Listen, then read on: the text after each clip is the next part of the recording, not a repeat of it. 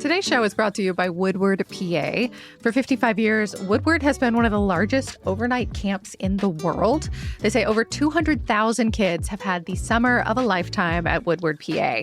Woodward, PA is an overnight summer camp for ages 7 to 17, 9 weeks to choose from. Programs include skateboarding, mountain bikes, scooters, BMX freestyle, and race parkour, roller skate, and creative arts. They're located 3 hours from Pittsburgh, so 30 minutes or so from State College, and Woodward is offering $300 off a full week of summer camp for any program. All you have to do is enter the code CITYCAST, all one word, at checkout and get your kid ready for an unforgettable summer. Visit woodwardpa.com. This is Your City Could Be Better, because it could be. I'm David Plotz. If you love your city and still complain about it, you're in the right place. Air travel is one of the true miracles of the modern age. You can travel safely anywhere in the United States in a few hours, anywhere in the world practically in less than a day. And yet, for frequent air travelers, it is also the subject of endless whining and complaint. The discomfort, the TSA waits, they charged me for a bag, I missed my connection. The one thing, however, that almost anyone can agree on in vacation season, especially during summer travel, is that their city would in fact be better if they could take a trip away from it cheaply on a plane, which is why I'm so glad to have Scott Keyes as my guest on Your City Could Be Better. Scott is the founder and chief flight expert of Going, an app for cheap flight alerts, which was formerly known as Scott's Cheap Flight. Scott has also been on a bunch of CityCasts over the years. Scott, welcome to Your City Could Be Better. David, thank you so much for having me.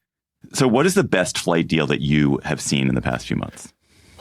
In the past few months, there were a few flights out to Hawaii under $250 round trip that it's just, Hawaii, especially being on the West Coast, one of the best parts of being here is being able to get out there in 4 or 5 hours. And especially if you can do that for less than I used to pay to fly back home to Ohio. So I am partial to those living on the West Coast. Why do cheap flights exist at all?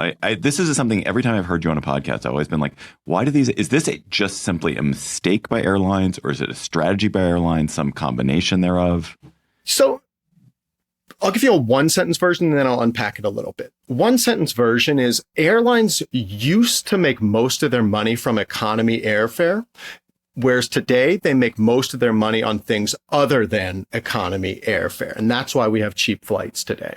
What changed is it used to be airfare was actually dictated. The amount you had to charge, the airlines had to charge was dictated by the central government. And that changed in the late 70s, early 80s.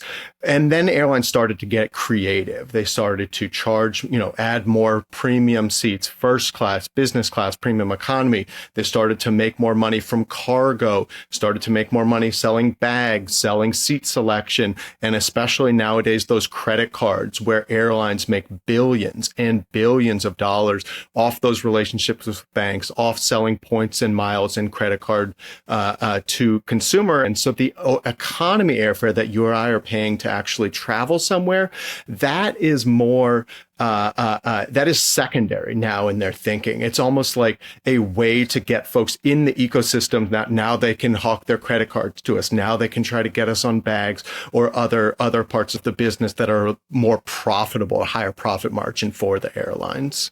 So if I am looking for cheap flights on Going or waiting for a cheap flight alert, am I more likely to get a cheap flight if I am booking something way far in advance, or if I'm booking something like at the moment, just for tomorrow? Almost always way far in advance. One of the biggest myths in airfare is the myth of the cheap last minute flight. It used to be the case 50 years ago that last minute and cheap could be synonymous. You think of movies where somebody just shows up at the airport, they pick a place from the ticker board and they go there and they get a standby flight or something that's pennies on the dollar. That is not the way airlines charge it nowadays, because what they realized, the airlines, is that the folks who were buying those last minute tickets, a flight tomorrow, a flight next week, weren't typically family travelers. It wasn't vacationers. It was actually business travelers who didn't know their schedule until late and who didn't care what the flight cost because they weren't paying, their boss was. So airlines actually realized, you know what, we're going to make more money if we jack up the price on those last minute seats rather than slash the price. Now, there's one exception here. There's one opportunity where you can get cheap last minute flights, and that's by using points and miles. It still is kind of like that situation 50 years ago where you would see cut rate prices for last minute unsold seats, but only for paying with points and miles. Because again, that's not typically what a business traveler is doing. They're paying cash. It's their company credit card. And so if an airline says, you know what, we have some empty seats, we're going to try to fill them. We know a vacationer is unlikely to be booking it because they probably booked it months ago. Maybe we can get it in that points and miles universe where you have some of those last minute opportunistic travelers. All right. So this is a podcast about cities and cities being better. So are there particular cities for some reason where it is easier to get cheap flights? What are they? Why? Yes, there are. It varies significantly, but the biggest thing is just a question of how much competition there is between airlines. It's not how far you fly. It's not, how big the city is. This is a reason why flights actually tend to be more expensive in cities like Dallas or Atlanta or Minneapolis, where one airline tends to dominate. So the cities that we've seen getting cheaper, for instance, in the past 12 months, we've seen actually San Diego and Portland, Oregon, both get quite a bit cheaper in the last year. And that's largely a function of airlines adding more seats and more flights. San Diego, 15% more seats year over year, the biggest increase of any city. Portland in the second biggest increase. Where you tend to see cities getting pricier, New York. So good for folks who want to visit the West Coast, a lot cheaper, getting cheaper. But for folks trying to get to the Big Apple, be prepared to pay extra. What about a number of cities in the CityCast network, or like my own city of DC, are cities with multiple airports? Does having multiple airports make the city cheaper? Is there usually a cheap airport? It does tend to make things cheaper. You tend to see folks have some amount of substitution between, willing to fly to Dulles if the price is cheap enough, willing to fly to BWI if the price is significantly cheaper than DCA. Folks might pay a small premium to fly to DCA, which is a lot, obviously, closer to the city center. But you don't see that as an unlimited preference, at least for the sort of price-conscious vacationer. So it helps bring prices down. But it's not a complete silver bullet in terms of making things cheaper. Okay, I'm going to change gears a little bit. You're in Portland, a city with a famous airport. I'm interested in kind of airports because a lot of the experience that one has flying is the experience of the airport. So what is the best airport you've been to? Oh, man. So if we're talking just about the U.S., Portland is up there. And not just because of the iconic carpet, not just because we actually had a big remodel renovation over the past few years. I don't know if you've been there recently at all, David. It is gorgeous. I mean, this like tall timber roof ceiling, a very open air, trees growing in the middle, a lot of local flavor. And that just kind of, I think, sets the tone for visitors who are, let's just be frank, in a place that generally people are not having the best time. Most people don't love being in an airport. Most people, there are these rabid debates on how close to a flight you can get there because people don't want to spend extra time at the airport. And so I think having a pleasant space to be in, like the new Portland airport, is helping in terms of setting a nice tone. DCA, certainly up there in terms of my favorite airports. That one is less for the sort of tone and vibe and more for the efficiency. You have a terminal that's very easy to get through security and to your gate. And I think that's by far, we'll get into what makes it go to an airport, but I think that's one of the most important things. But then especially once you get off a flight in DCA, you can just walk on over to the metro and be downtown DCA. I used to live off Union Station. I timed it once. 20 minutes getting out of the plane onto the metro and at my door. I mean, that's almost unheard of anywhere else. So that sort of proximity and efficiency is really, really important. And then I think San Diego is another that really speaks to me in terms of being a great airport. It's a beautiful flight in, right on the water, gorgeous. You feel that California air and vibe there. And they have it nicely set up with tons of windows, tons of views, so that you're not getting this sort of cloistered bunker effect that you used to get at the old LaGuardia, that you get at some airports like Memphis, San Diego. You feel nice, spacious. You feel like you can breathe. That's great. So you hit on some of the elements that make an airport good.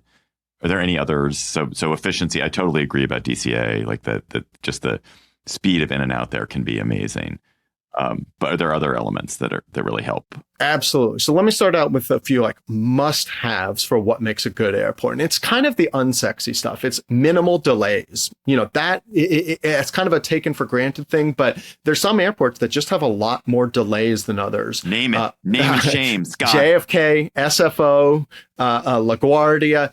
Those ones tend to, because of whether it's air traffic control, a lot of airports actually in Florida, because of the way that the air traffic control system is set up, they have a bottleneck effect going into Florida, and they tend to be, that's the quickest way to ruin your trip, is just to have a 50, 60, 70-minute delay on, rolling onward, and especially if you've got a connection. So minimal delays. Second, quick security, a short walk from going to wherever you're getting dropped off, the train, a car, whatever, to get to your gate. I'll name and shame Denver as the opposite here, where, you get out of your car, you get into the terminal in Denver. First, you're going to have a long line at security. I used to that was my home airport for a while. Awful. I love Colorado. I love Denver. The airport there is awful. And it's partly a fact of the long lines that are always existing at TSA, but also because once you get there, unless you happen to be in the first terminal, you have to get on a train to go over to, I believe it's called B or C terminal. And then, those trains are constantly breaking down. You see these videos, photos of people, just jam packed waiting for trains, which aren't coming. Terrible. And so those are the sort of table stakes, if you will, of what makes a good airport. Few delays, short, efficient getting from the door to your gate, and then fast Wi-Fi. This is something that exists most airports nowadays. I'm old enough to remember when you were lucky if an airport had Wi-Fi. You might have to have a Boingo subscription or something to be able to get that. This is nice now that this is commonplace everywhere, but you notice it every once in a while when you're at a small airport and they don't have fast and free Wi-Fi.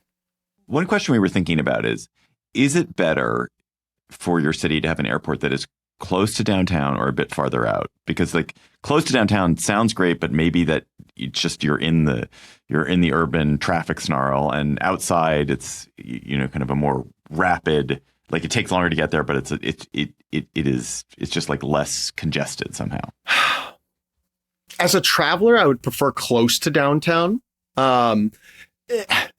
It doesn't come without its problems, which I'm glad you point out. And the biggest problem being you tend to have smaller airports if you're close to downtown. Denver, the biggest airport in the country, if not the world, in terms of the overall actual like footprint of it.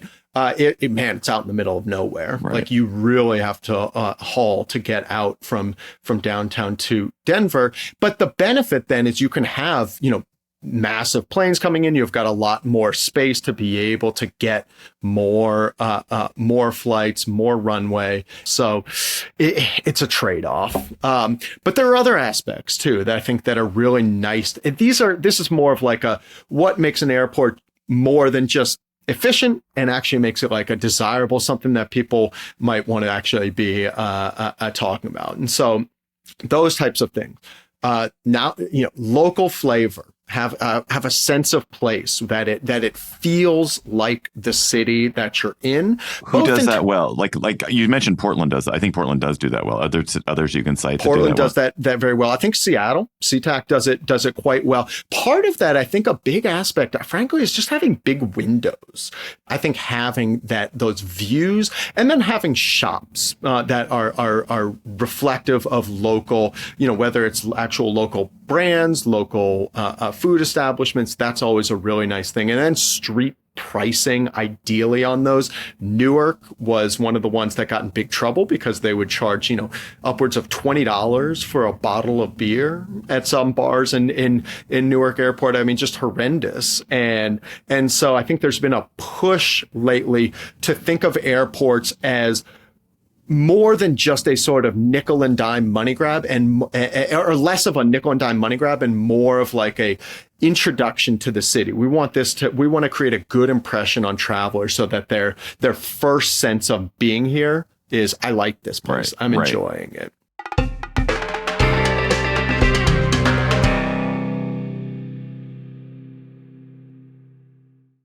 What other, so you mentioned, Seattle, Portland doing a good job of kind of introducing their city to visitors. Are there others? I mean, I think of Las Vegas, where you can have kind of a mini casino experience in the airport, or at least last time I was there. Are there others you can think of? Certainly. So I think Nashville and New Orleans both do a good job of incorporating sort of the local music, local vibe, excitement, party, good time, right? Nice to be there. They do a good job of incorporating that in some of the decor, have sometimes, local music in the terminal, that sort of thing.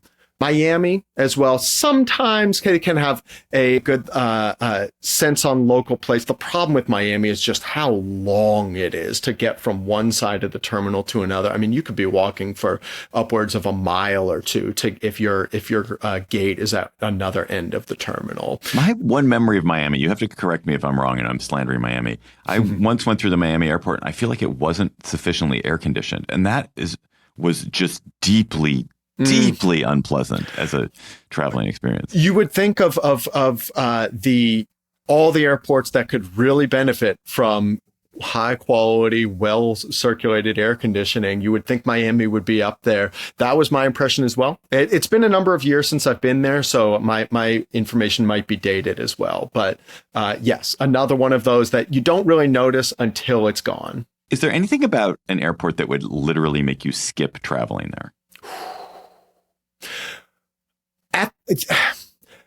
I would say one of my bigger gripes. It's hard to say it would make me skip it, but there can be like just a sense of, is it worth it? Versus if you've got like deciding between two cities on a knife's edge. One of the biggest gripes for me is a dad with two young kids, when the car rental pickup is not at the terminal. I know where you're going with that. Yeah. And you have to take a bus to get out there. And that bus, if you're lucky, you might only be waiting 10, 15 minutes, could be longer. You're having to schlep all the bags, the kids, the car seats, or you're not, you're leaving them with the spouse at the terminal, and then they're just sitting around for an hour and a half. Like, that just drives me nuts. Versus the airports where Salt Lake City, where you can just walk straight to the car rental pickup. It's right there. It's easy. Like, that type of thing is a godsend. And so I'm loath to say I would not go to a city for that, but if it's like right there in deciding between two places, it's a factor for sure. The other things that are nice to have come up in my mind, kids' playgrounds. This is something that I had not ever really noticed before having kids. And now, if there's an airport that it doesn't even have to be big, just something small to let the kids get their wiggles out before a flight, that makes a huge difference for any of the folks, parents traveling with kids. And I think is frankly a very, very inexpensive investment for the airport, for the city. And so that's one of those that if I could be king for a day, add one thing to every airport, it'd be a good indoor playground at basically every airport, in every terminal too. You don't want to have to schlep over to the other one.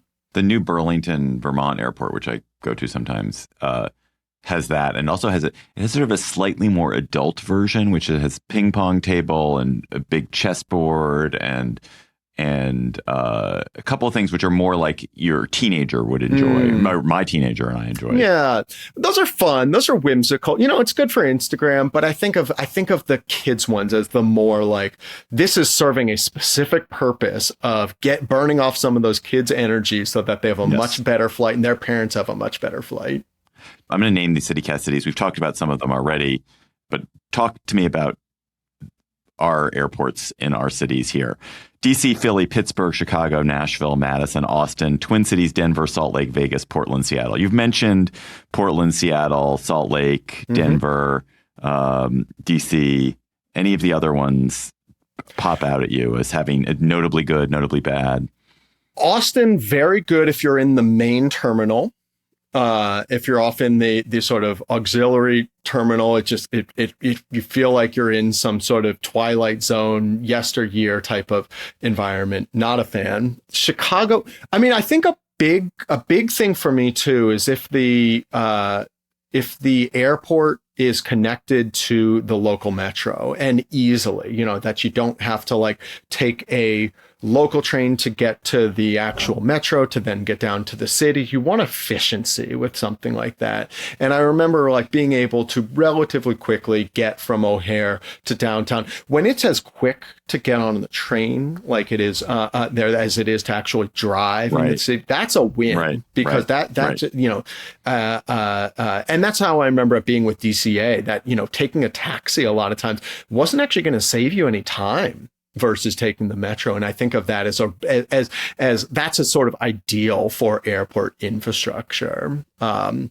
Twin Cities, I remember being, you know, modern, beautiful, a lot of great lounges. The fact of it being, you know, and I think of this along with Salt Lake City as being a Delta hub. Delta's very good at protecting their hubs. And so whatever you gain in it being a nice airport, good lounges, well set up, you're losing in the extra Delta premium you're paying in airfare there, where prices on flights tend to be $100, $200 more expensive than they would be if you were in a city that doesn't have that monopoly. Just a couple more slightly obsessive questions here. When you think about local businesses, you've talked about this already, and I when you mentioned Austin, I was just thinking about, oh yeah, you know, I think they've got a County Line barbecue in Austin, and they've got a bunch of good like local taco places in Austin, and that certainly seems to be the trend these days, is local distinctive restaurants. How do you think? Can you go too far in going local in your airport? I think the only way that you would go too far is if a city is really well known for one thing, and then you just only, you have so many of that one thing. So I think of barbecue in Carolina or in Memphis or something like that, where it's delicious, but I don't always want barbecue, especially maybe not right before a flight. And so you want a bevy of options, especially if you've got picky kids. I think that's the main risk if you're talking going local. It's the best, most iconic local brands might be on a very narrow, specific type of food or trinket or something like that. That's, I think, the issue. The only other issue is, look, there's always a risk of cheapening the brand a little bit by putting it in the airport, because you're having to serve at a scale that they're not necessarily serving out in the actual restaurant in the city. And you're having to do so under a lot of constraints. Knives and stuff like that are very, very, it's essentially contraband. Sometimes they're chained to the walls. Like they have to be kept in almost like, a controlled substance in a pharmacy, have to be really tracked and carefully managed. And it's not ideal conditions to be able to operate a restaurant. So I think that's the risk, is that you might actually have a lesser version of that local brand when you're in the airport. Is there a particularly weird or memorable local touch you've seen in an airport that you be like, oh, that is really exceptional? Good job, Memphis. Good job. Portland Airport has a movie theater built into Terminal C. It is, it's not showing feature films. You're not going to see Minions there. You're not going to see The Incredibles. It is showing local short, 7-8 minute documentaries. That is kind of perfect, frankly, for travelers because your attention span, the amount of time that you have before your flight. And so you go in, there's 20 seats. You're hanging out. You get some little local vibe, local flavor. I find that delightful. Do you have to pay for it, or you can just no? It's totally free, totally unmanned. You just walk in. You can hang out. I'm sure there are teenagers making out in the back sometimes, but being able to actually just have this infrastructure that's very unique that you don't see, but also like interesting and useful, not just kitschy. I love that. You think of something like in Singapore, the butterfly gardens or things that they have that are really just, wow, this is remarkable. I want to say in O'Hare, they have an indoor garden as well. That is, it grows some vegetables and herbs and stuff for some of the restaurants. Stuff like that I find is very like delightful when you find something that's not everywhere. Wow. Those are great examples. All right. Last question of our main segment. What can listeners in CityCast Cities take away from this conversation to make their own city a little bit better? Doing the parents in your life a solid by lobbying your airport, filling out that comment card. We need playgrounds. That will make everybody's life a lot happier, especially, look, even if you don't have kids, if you're sitting at the gate and you're tired of kids crawling over the seats and treating it like a playground, send them off to the actual playground because now it's built. Number 2, easier rideshare pickup. This is actually one of my gripes, I believe, with Austin, that you actually have to, you've got to get out of the terminal, you've got to cross the road, you've got to go into a parking garage. It's this weird setup you have to really kind of walk quite a bit to get to where you're going to pick up your Uber, your Lyft.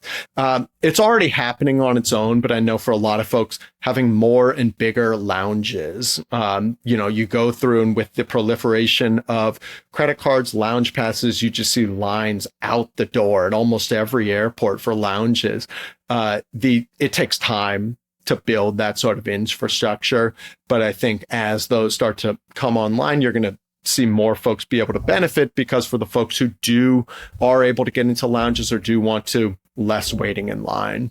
And then the last thing, getting rid of the price gouging, the airport, doubling of price of beer, sandwiches or stuff, having something that's much more reasonable. I think you make up for it in brand equity and good feelings in the same way that Atlanta's Mercedes-Benz Stadium charges, it's a few bucks for a hot dog and, $5 for a beer, something like that. And people just love it. They're doing great. They might not make quite as much money as they would otherwise, but the good feelings and positive energy that's creating, I think, has a lot of value as well.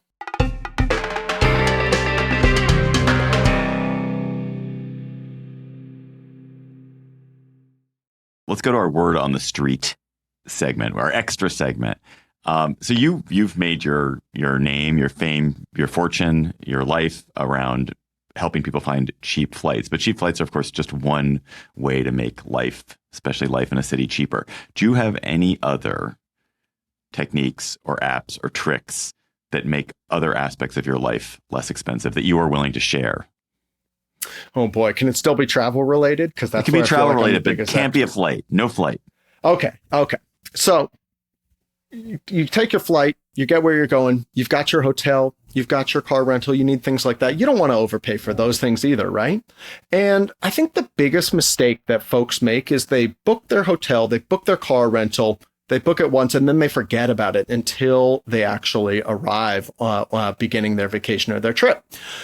What I'm trying to impress on folks is, instead of booking it once and then forgetting about it, car rentals and hotels are actually one of those things that you can rebook after you book if the price drops and recoup any of those savings. It's not like a flight where you actually have to prepay for it. For most hotels and car rentals, it's just a reservation. So, there's a car rental that I booked. It's upcoming in a few weeks. I'd booked it 6 months ago. Every week for the past 6 months, I've just set myself a calendar reminder to check on the price. It started out at $750 for this car rental for 1 week. Right now, it's down to $384. If I had just said it once and forgotten about it, I'd still pay $750 when I show up in a few weeks. But because I was checking, there's actually been 3 or 4 times when the price dropped. I canceled my old reservation, booked a new one, got it all the way down to $384. It's the same car. There's nothing different about it, but I'm just paying half the price of what I used to pay. So that's the biggest thing I think that folks miss when they're traveling is you can do this for hotels, do this for car rentals, anything that you're not prepaying for. Keep an eye on it after you book as well. That's an amazing tip. I did not know that. I'm a 56-year-old person and I did not know that. Wow. If he's that good on a hotel and a car, imagine how good he is on flights. Check out Going. Scott Keyes, founder of Going. Thank you for coming on Your City Could Be Better. Thank you so much, David. It was great to chat with you. That is all for today's episode of Your City Could Be Better. I'm your host, David Plotz. Our producers are Aria Bracci and Priyanka Tilve. Our music is by Carl Christensen. If you are enjoying the show, please tell your friends, rate the show, leave us a review wherever you get your podcasts. We'll be back next week with another conversation about how your city could be better. Safe travels.